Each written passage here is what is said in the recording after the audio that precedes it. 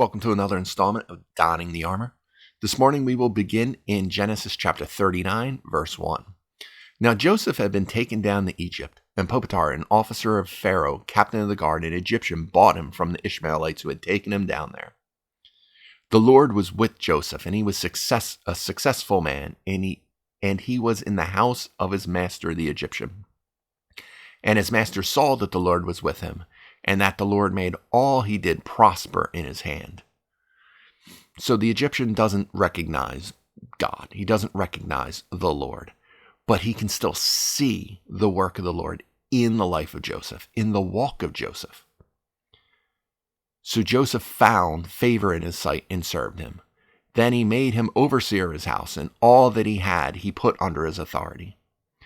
So it was from the time that he made him overseer of his house and all that he had, that the Lord blessed the Egyptian's house for Joseph's sake. And the blessing of the Lord was on all that he had in the house and in the field. Thus he left all that he had in Joseph's hand, and he did not know what he had except for the bread which he ate. So Potiphar is being blessed upon blessed. Everything he puts in Joseph's care multiplies. It is successful. It is bountiful. And he then continues to give Joseph, with each passing success, more responsibility, more tasks, more things to be in charge of. And with each thing he gets, Joseph excels that much further. Whether it's in the house, in the field, now as his right hand over all of his household, he is his most trusted servant. So he leaves everything in his hand. And he did not know what he had except for the bread in which he ate. Potiphar didn't even know the extent of his wealth and his blessings, because he had so trusted in Joseph that he didn't try to micromanage him at all. He just left it in his hand and trusted in him to excel. So he satisfied himself with simply what was necessary to be in front of him, which it uses the bread in which he ate. For his sustenance, his work, he left everything he had in Joseph's care and went about the work that he had to fulfill in his life. Now Joseph was handsome in form and appearance. And it came to pass after all these things that his master's wife cast longing eyes on Joseph, and she said, "Lie with me." Potiphar is a captain of the guard. He is a trusted general, so to speak. So there's times when he probably is not home very often. And now you have this young man coming to age, handsome. Remember, it said he was 17. Now he might be a little bit older than that. So now he's coming into manhood. And now he's filling out. And this woman is seeing something that is a possession of her husband's, and therefore seeing it as a possession of her own, and saying, now, I want you to lie with me now. But he refused and said to his master's wife, "Look, my master does not know what it is with me in the house, and he has committed all that he has to my hand," saying, "Look, my master doesn't look after me. He has committed all he has to me. This is the trust he has for me. This is how trusted I am. There is no one greater in this house than I, nor has he kept back anything from me but you, because you are his wife." Say, look, I have control. I have everything. I have the run of everything in here. I am his most trusted and greatest servant. The only thing that he's held back from me is you, because you're his wife. You are off limits to me. How then can I do this great wickedness and sin against him? He continues. How can I do this great wickedness and sin against him? Now the verse also goes on to read, as we go, in continuing verse 9, because you're his wife, how then can I do this great wickedness and sin against God? So he's saying, how could I do this to him because you're the only thing you have been held from me. You're the only thing that's been held back from me. How can I do this great wickedness and sin against God? Remember, Joseph, his goal, his walk is continuously with God.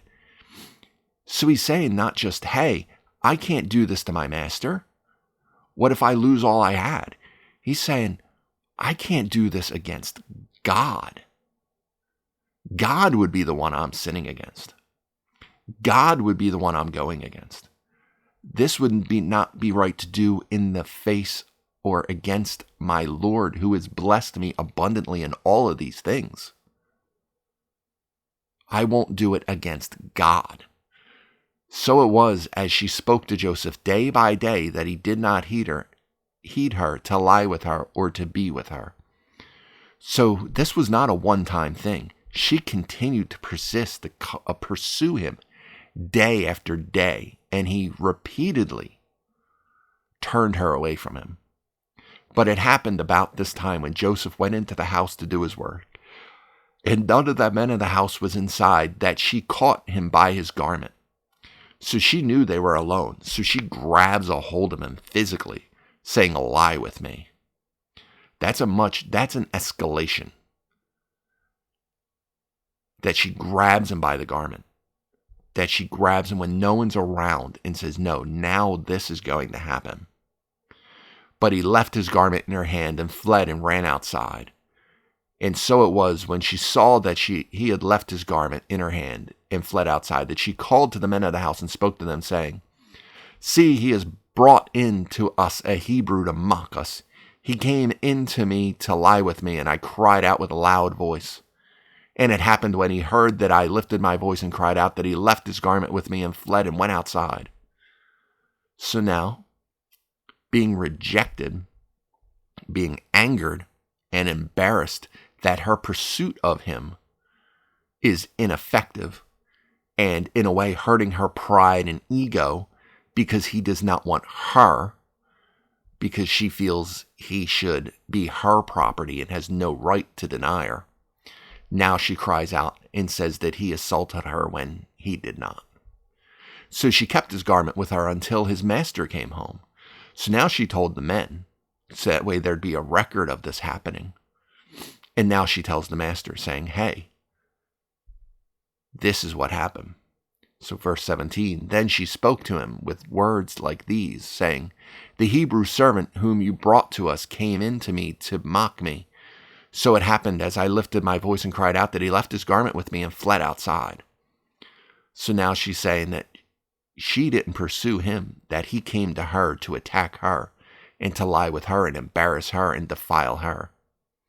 So it was when his master heard the words which his wife spoke to him, saying, your servant did to me after this manner, that his anger was aroused. Then Joseph's master took him and put him in the prison, a place where the king's prisoners were confined. And he was there in the prison. But the Lord was with Joseph and showed him mercy, and he gave him favor in the sight of the keeper of the prison. So the master, believing his wife, because you tend to do that, got angry and threw Joseph in prison. Probably could have killed him, but he threw him in prison, which was another mercy of the Lord. But then you see this as well, that even in prison, because of the mercy the Lord has on him and the blessing the Lord plays in Joseph's life, Joseph now finds favor in the sight of the keeper of the prison, in the warden himself. And the keeper of the prison committed to Joseph's hand all the prisoners who were in the prison. Whatever they did there, it was his doing. So now Joseph becomes the right hand of the warden of the prison. Now he's in charge of the prison. The keeper of the prison did not look into anything that was under Joseph's authority, because the Lord was with him, and whatever he did, the Lord made it prosper. So even the keeper of the prison didn't pay attention to what was happening in his own prison. Joseph, the prisoner himself, was basically, for all intents and purposes, in charge of the prison and all the prisoners in it. And no matter what Joseph did, no matter what evil other people committed to him or committed against him, The Lord, because of his sincere walk with him, made him prosper each and every step of the way. Because the Lord has a plan for his people, and Joseph is a key focal point of that plan. So, chapter 40. It came to pass after these things that the butler and the baker of the king of Egypt offended their lord, the king of Egypt, and Pharaoh was angry with his 2 officers, the chief butler and the chief baker. So he put them in custody of the house of the captain of the guard in the prison, and in the place where Joseph was confined. And the captain of the guard charged Joseph with them, and he served them. So they were in custody for a while.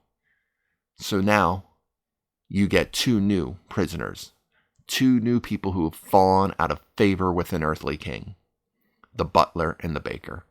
And now they are placed in Joseph's charge for him to look after them, and to serve them.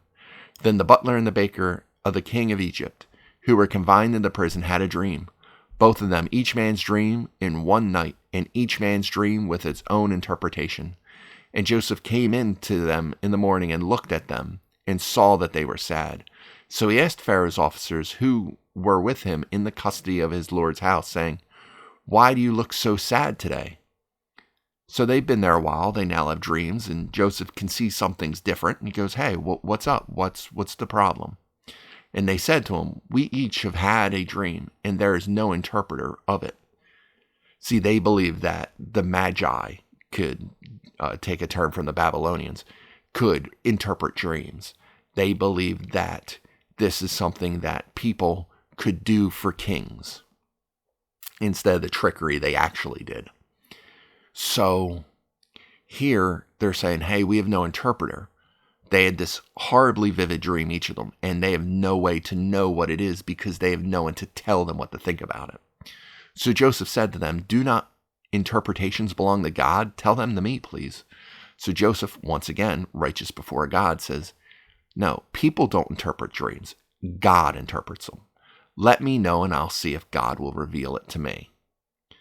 Then the chief butler told his dream to Joseph, and he said to him, "Behold, in my dream a vine was before me, and in the vine there were 3 branches.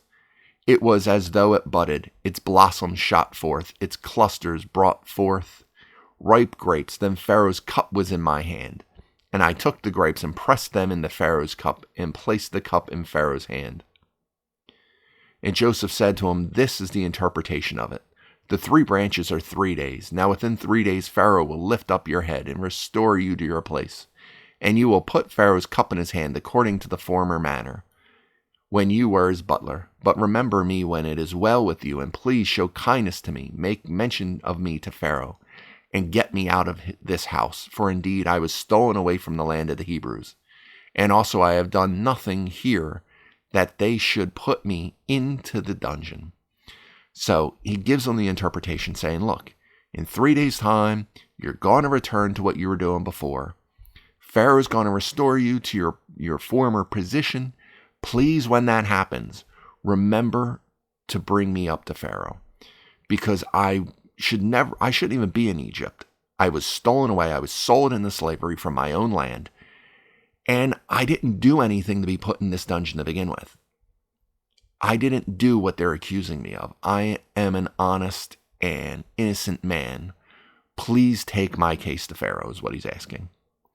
When the chief baker saw that the interpretation was good, he said to Joseph, "I also was in my dream, and there were 3 white baskets on my head. In the uppermost basket were all kinds of baked goods, for Pharaoh and the birds ate them out of the basket on my head." So Joseph answered and said, "This is the interpretation of it. 3 baskets are 3 days. Within 3 days, Pharaoh will lift off your head from you and hang you on a tree, and the birds will eat your flesh from you." That could not have been what he wanted to hear. But such is a servant of God. Sometimes we receive messages, illuminations of Scripture that we want to hear, that we like. We see something in the life of a brother or sister, or even an unrepentant sinner, and we look at them and we have something good to tell them. Look, this is a difficult season. Christ loves you. Christ embraces you. Turn to him and you have salvation. brother, this is a trying time, but God is with you. Can you not see the blessings there in your life? Sometimes we see things or have things happen that we do not want the interpretation of, that we do not want to see happen in our lives, happen in the lives of ones we love. But that doesn't change the reality of what is to come. Joseph probably didn't want to say this. The way this even says, Joseph answered and said, it's not like he had to go off and pray. God put the words in his mind and said, okay, now go tell him this. This more has the feeling of Joseph heard the dream and immediately the Holy Spirit begins speaking through him. And in that case, he doesn't know what's going to come out of his mouth next. And I'm pretty sure when he finished, he wishes probably that had not been the interpretation. Because that's not something you want to tell somebody. Now it came to pass on the third day, which was Pharaoh's birthday, that he made a feast for all his servants. And he lifted up the head of the chief butler and the chief baker among his servants. Then he restored the chief butler to his butlership again, and he placed the cup in Pharaoh's hand. But he hanged the chief baker as Joseph had interpreted to them. Yet the chief butler did not remember Joseph, but forgot him. It always comes down to the fickleness of man. We remember the good things people do. We remember God. We remember to pray and beseech. We remember to ask for help. We remember to reach out when things are bad. When things were bad with the butler, he would remember Joseph because they were bad. He needed somebody. But when things are good, when things are great, we tend to forget that. We tend to forget how we got to that good place. Jesus would go on to say that it is easier for a camel to go through the eye of a needle than for a rich man to enter heaven. And, now there's weird interpretations by prosperity gospel people that, oh no, that was a gate and, it's easy for camels. Well, then there's no even analogy there if that would be the case. He meant a literal cow and a literal head of a needle. That's what he meant. A literal camel, literal needle. And the reason for that is not that rich people can't get to heaven. It's that when people are that abundantly blessed, they tend to forget where their blessings come from and tend to put all of their stock in what they have and in what they did and how they reached that place. And in so doing, not giving God the credit he deserves and not turning to him for salvation because they believe their work has been enough to secure them a place. It has nothing to do with the wealth. It has to do with the will and the thought process that led to that wealth and came from that wealth, and the contentment we can sometimes ride out in believing that our life is perfect because we did something. We have a great job because we went to college and got a great education, not because the Lord blessed us, but because we worked hard. Well, that's showing that we don't believe that we put our faith in Christ, and Christ helped us be where we are. All right, but moving on to chapter 41. Then it came to pass at the end of 2 full years that Pharaoh had a dream, and behold, he stood by the river. Suddenly there came up out of the river 7 cows, fine looking and fat, and they fed in the meadow. Then behold, 7 other cows came up after them out of the river, ugly and gaunt, and stood by the other cows on the bank of the river. And the ugly and gaunt cows ate up the 7 fine looking and fat cows. So Pharaoh awoke, and he slept and dreamed a second time. So after that nightmare, he was able to fall back asleep. He slept and dreamed the second time, and suddenly 7 heads of grain came up on one stalk, plump and good. Then behold, 7 thin heads, blighted by the east wind, sprang up after them. And 7 thin heads devoured the 7 plump and 7 full heads. So Pharaoh awoke, and indeed it was a dream. Now it came to pass in the morning that his spirit was troubled, and he sent and called for all the magicians of Egypt, and all its wise men, and Pharaoh told them his dream, and there is no one who can interpret them for Pharaoh. Because as mentioned, most magicians, magi, those people, those wise men, most of the time, they were illusionists and con men. They were people who knew how to brew things. They were people who were smart. They could see storms in the sky. They could read the constellations to tell when something was coming in, the way that, people were circumnavigating the globe before we had radar and stuff. But they didn't have magic. Magic's not real. They didn't actually interpret the dreams. They more or less, like a pretend psychic we have now, the con men that we have now, they go off of tells to be able to tell you what you want to hear and what things most likely seem as. Then the chief butler spoke to Pharaoh, saying, I remember my faults this day. So he's saying, I remember something, and it's my fault that I didn't bring this up. Because it's been 2 full years, and he's like, this is to my shame. But I remember this. When Pharaoh was angry with his servants and put me in custody in the house of the captain of the guard, both me and the chief baker, we each had a dream one night. He and I, each of us dreamed according to the interpretation of his own dream. Now there was a young Hebrew man with us there, a servant of the captain of the guard, and we told him, and he interpreted our dreams for us. To each man he interpreted according to his own dreams, and it came to pass just as he interpreted for us. So it happened. He restored me to my office, and he hanged him. So he's saying, look, I can't believe I forgot this in all of the happiness and joy and contentment I had and all the blessings I had. I forgot all about this young man, but this is what happened. Then Pharaoh sent and called Joseph, and they brought him quickly out of the dungeon, and he shaved, changed his clothes, came to Pharaoh. And Pharaoh said to Joseph, I have had a dream, and there is no one who can interpret it, but I have heard it said of you that you can understand a dream to interpret it.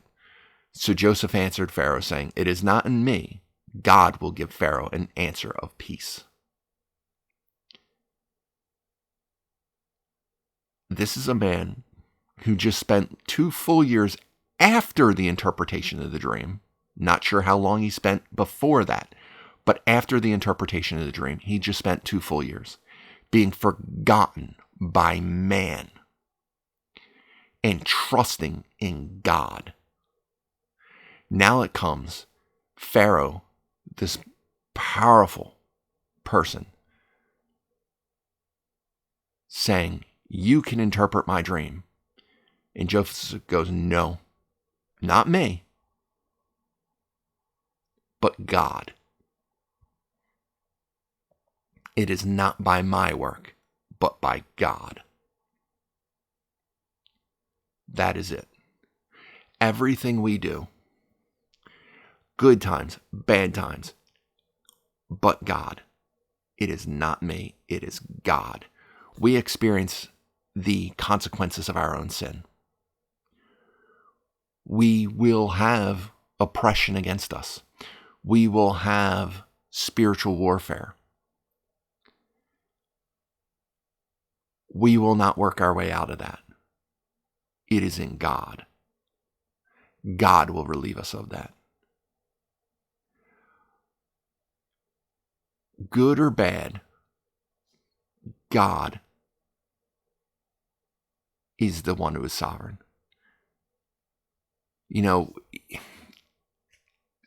Talking a few episodes ago about wrestling with God, struggling with God. And one of the things you struggle with is the bad that happens. And there are some Christians who will shy away from God's sovereignty and will pull off and say, well, we live in a fallen world, so this is what happens.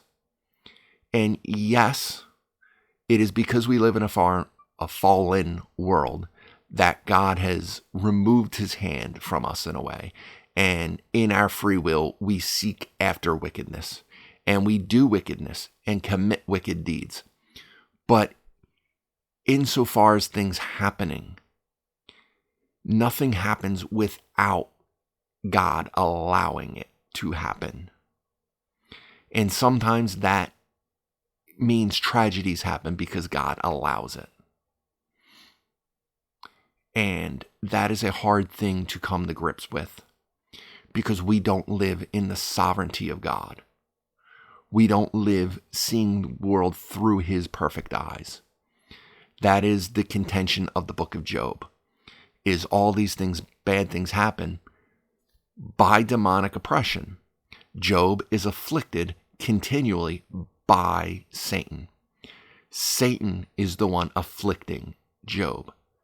But Satan cannot afflict Job without the permission of God. I might have mentioned it when we were going through Genesis chapter 6, I believe, with the Nephilim. And people will say, well, I believe this is where the devil created something. This is where these things weren't created by God, but were created by demonic powers. The devil cannot create. The devil cannot really even destroy. The devil can only tempt us to destroy ourselves. Adam and Eve were not destroyed by the devil. They were tempted into self-destruction. The self-destruction and the death of the spirit. They were tempted into that. He did not do that to them. Only God can create. It says, all things are created through the Word, which is Christ.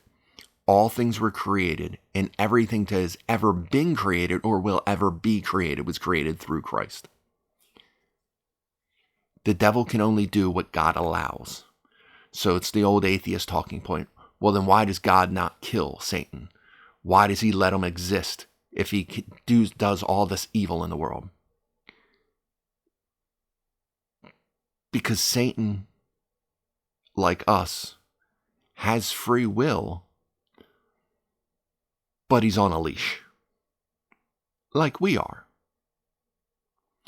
God allows us to turn to the left or right, but he is sovereign. He controls all. He allows us to go the wrong way. He allows Satan to maneuver. And lots of times he will nudge Satan where he needs Satan to be, as a dull tool. But all things are done through God and with God. Not by magicians, not by hard work, not by the hands of man or the presence of demons. Those are corrupted things. But God's ultimate sovereignty wins out over all of that anyway. That's why we look to him. And that's why after all that Joseph had been through, he looks and turns and says, not me, but God. God can give you peace. Because that's where our peace and our joy comes from. You want to have peace and joy as a human being? There's only one place it is found, and that is from God. And you get to God through Christ. The expressed image of God on earth. It can be complicated because we have a very limited understanding, but it can also be so very, very simple. You want peace? Turn to God. Don't worry about your work. Don't worry about the devil. Turn to God. But that's where we'll end for today. Hope this lesson has been fruitful. Thank you for watching it or being here with me. And I hope to see you again next time. But until then, be blessed.